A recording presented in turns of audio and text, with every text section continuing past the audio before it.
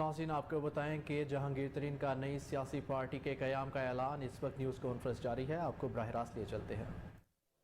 تحریک انصاف ایک ایسی بھرپور سیاسی قوت بن جائے کہ جب بھی الیکشن ہوں تو پارٹی نہ صرف جیتے بلکہ اس پوزیشن میں ہو کہ ملک میں اصلاحات لانے کے کام کا آغاز بھی کر سکے۔ پاکستان میں اصلاحات لانا ایک بنیادی ہمارا اصول تھا، اس کی وجہ سے ہم سب لوگوں نے جدوجہد کی۔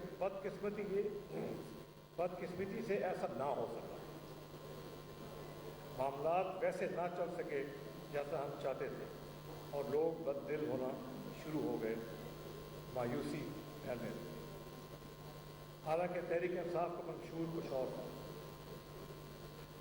معیشت کو درست کرنا تھا، دنیا کے دیگر ممالک سے تعلقات بہتر کرنا تھا اور سب سے بڑھ کر احتساب کرنا تھا، کیونکہ انہی نعروں پر پارٹی وجود میں آئی تھی اور انہی نعروں پہ عوام نے پی ٹی آئی کو ووٹ دیا، مگر یہ سب کچھ نہ ہو سکا اور معاملات بگڑنے کی طرف چلے گئے۔ اب 9 مئی کے واقعات نے پاکستانی سیاست کو تبدیل کر کے رکھ دیا۔ میں اپنے دل کی گہرائی سے یہ بات کرنا چاہتا ہوں، دل کی گہرائی سے، کہ اگر ہم نے 9 مئی کے منصوبہ سازوں اور شرپسندوں کو انجام تک نہ پہنچایا تو پھر سیاسی مخالفین کے گھروں پر حملہ بھی قابل قبول سمجھا جائے گا، اور یہ ہم کبھی نہیں ہونے دیں گے انشاءاللہ۔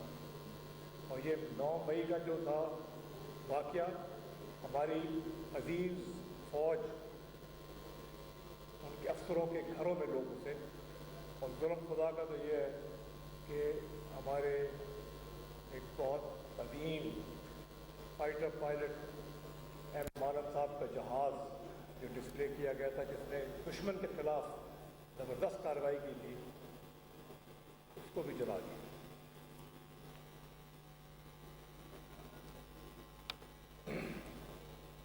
یہ معاملہ صرف ایک ہجوم کا سرکاری عمارتوں پہ حملہ کرنے کا نہیں ہے، بلکہ یہ ایک ایسی مثال قائم کرنا ہے کہ کل کو کوئی بھی ہجوم کسی کے گھر میں بھی حملہ کر دے، ہمارے خاندانوں کو ہراساں کرے۔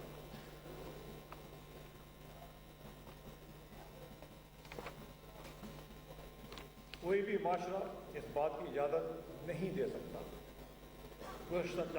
گزشتہ چند سال کے واقعات نے ہماری سیاست، معیشت اور معاشرے کو شدید نقصان پہنچایا ہے۔ تشویشناک بات یہ ہے کہ اس صورتحال سے عوام کی امیدیں دم توڑ گئی۔ ہم اس صورتحال کو بڑھاوا دینے کی اجازت نہیں دے سکتے، اس لیے آج یہاں اکٹھے ہوئے ہیں۔ ہم مل کر پاکستان کے مسائل کو دلدل سے نکالنے کی سنجیدہ کوشش کرنا چاہتے ہیں۔ ہمارے ملک کو آج کی اشد ضرورت ہے، ہمارے ملک کو آج اس کی اشد ضرورت ہے۔ ہمارے ملک پر جتنے بھی زخم لگے ہیں، ہم سب مل کر اس پر مرہم کرنا چاہتے ہیں۔ پاکستان کو آج ایک ایسی قیادت کی ضرورت ہے جو سیاسی اور سماجی تقسیم کو ختم کرے، اتحاد اور رواداری کو بڑھائے۔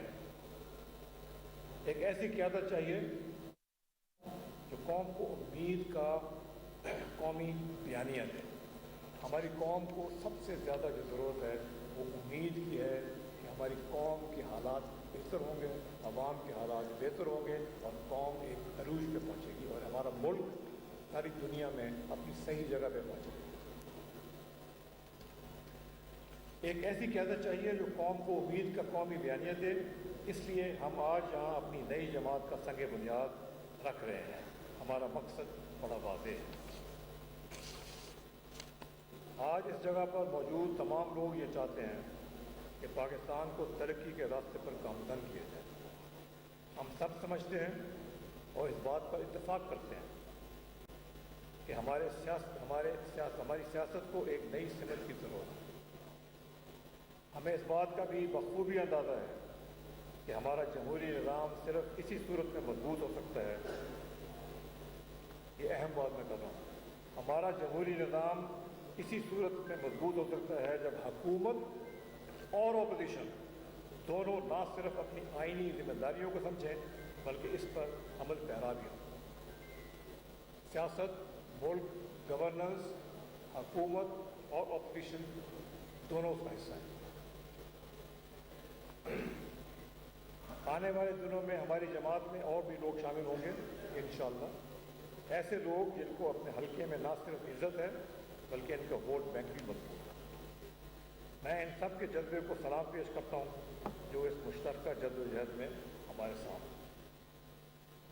हम आने वाले दिनों में अपना इस्लाहाती एजेंडा मंदिर आम पर लाएंगे। हम अपने साथियों के तजर्बे और सियासी क़ुव्वत से भरपूर फ़ायदा उठाने का इरादा रखते हैं। मैं पूरी उम्मीद हूँ कि आने वाले इलेक्शन में हम बेहतर से बेहतरीन नतीजे हासिल करेंगे और कोशिश करेंगे कि अपने वोटर की मैंडेट के ज़रिए सियासी, समाजी और इक़्तिसादी इस्लाहात मुतारिफ कराएँ। हमने बरामदात को बढ़ाना है, IT सेक्टर को ख़ास तौर पर उठाना है। हमारी ज़राअत में बड़ी जान है, किसान को मजबूत करना है और अपने देहात पर तवज्जो देनी है। इस जमात का मकसद नौजवानों की उमंगों की तर्जुमानी करना है। हम ख़वातीन, अक़लियतों और मरूफ तबक़ात के हक़ूक़ का तहफ़्फ़ुज़ करेंगे। माशरे के इन तबक़ात की आवाज़ बनेंगे जिनकी आवाज़ों को नहीं सुना जाता। हम इन अफराद के लिए काम करेंगे जिनकी देखभाल करना रियासत की सबसे बड़ी जिम्मेदारी है। हमारी जमात तरक्की और खुशहाली की अलामत होगी। हम पाकिस्तान के अवाम की ख्वाहिशात पर पूरा उतरने की हर मुमकिन कोशिश करेंगे इंशाअल्लाह। हम अल्लाह सुब्हानहू तआला से दुआ करते हैं कि हमें अपने मुल्क के खलूस दिल से खिदमत करने की हिम्मत और ताकत अता फरमाए, ताकि हम पाकिस्तान को कायद आज़म मोहम्मद अली जिन्ना के हकीकी पाकिस्तान की अमली ताबीर बना सकें। आमीन। शुक्रिया। बहुत बहुत शुक्रिया।